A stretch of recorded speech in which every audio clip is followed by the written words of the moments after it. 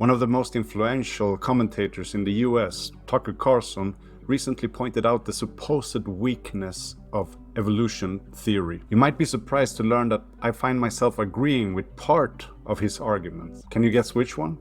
There's no chain in the fossil record of that at all. And that's why you don't actually hear people, you hear them make reference to evolution because the theory of adaptation is clearly, obviously true. But Darwin's theory's totally, that's why it's still a theory almost 200 years later. No, we have not found that at all. And I can't even guess. I mean, I have my own theories on it, but they're not proven. Yeah, it's just a theory. Well, okay, that's fine. And Tucker Carlson is not alone in using this argument. And here's the kicker. He's kind of right, actually. I'm kind of happy that evolution is just a theory. Yes, I am. An ex-researcher turned science communicator is actually happy that evolution or natural selections are just theories. And you should be too. Imagine if it wouldn't have been just a theory. Life would be unbearable. Let me explain. I've been a noob. I've been baffled by this argument before. I remember after a lecture at university, I found myself in a discussion with Sandra.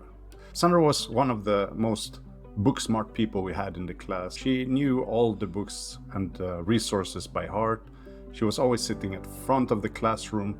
You probably know her. Anyway, I want to remember that we were talking about gene editing and human health. At some point while we were arguing about the implications of humans being able to control, manipulate genes, she dropped a bomb. I don't buy into all that evolution stuff anyway. It's a theory after all. It's just a theory after all. Huh. Anyway, I stared at her. I couldn't argue with that. Although I knew she was wrong, she was right, somehow. And I never had to formulate a response to an argument like that before. Remember, I was a noob. Now fast forward 15 years. And I have a response for you, Sandra. Yeah, also you, Tucker. It's still true. It's just a theory. But here's the thing. So is cell theory, which states that all living organisms are composed of cells, or the germ theory of diseases, which states that many diseases are caused by microorganisms, such as bacteria, virus, fungi, parasites. And then we have gravity theory, theory of general relativity, plate tectonic theory, the Big Bang theory, atomic theory, quantum theory, theory of electromagnetism. Anyway, how does this all support evolution theory or any theory that I listed before? And importantly, how do they differ from my loose theory about why navel lint find its way to the belly button, which I of course have to casually share with friends and acquaintances during gatherings? After all, the roots of the word theory comes from the Greek word theorein, which means to observe or contemplate. Then am I also a science underminer?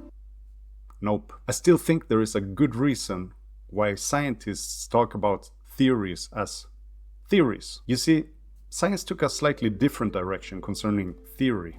I'll explain why that's the case soon, but for now, in science, a theory is more or less the opposite of the loose theories we express during dinners or pub crawls. When we use this term theory in scientific discourses, it carries a heavier significance. In science, a theory is a well-sustained explanation of some aspect of reality based on robust evidence. Other scientists then test and scrutinize these same results, and if compelling enough, might support the explanation.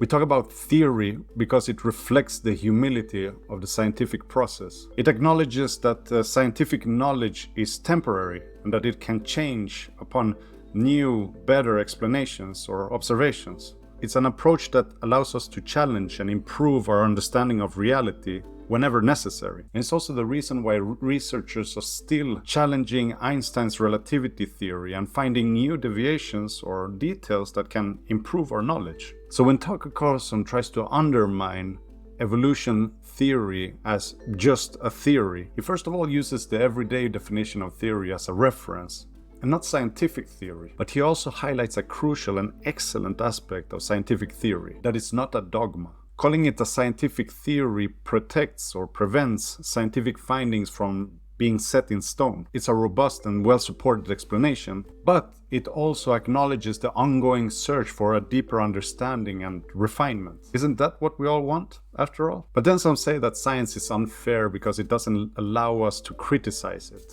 If you encounter that argument, have a look at this video. For now, I think it's good to know about the scientific theory when discussing science or communicating science. I might elaborate more on it later on. Until then, don't forget to support my work with a coffee. Peace.